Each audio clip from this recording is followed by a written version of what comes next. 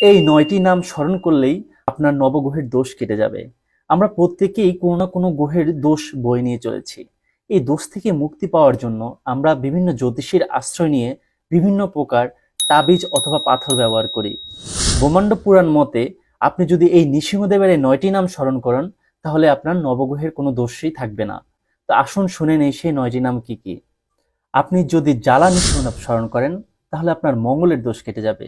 আপনি যদি অহবিলা নৃসিংহদেবের নাম স্মরণ করেন, তাহলে আপনার বৃহস্পতির দোষ কেটে যাবে। আপনি যদি মালনা নৃসিংহদেব নাম স্মরণ করেন, তাহলে আপনার শুক্রের দোষ কেটে যাবে।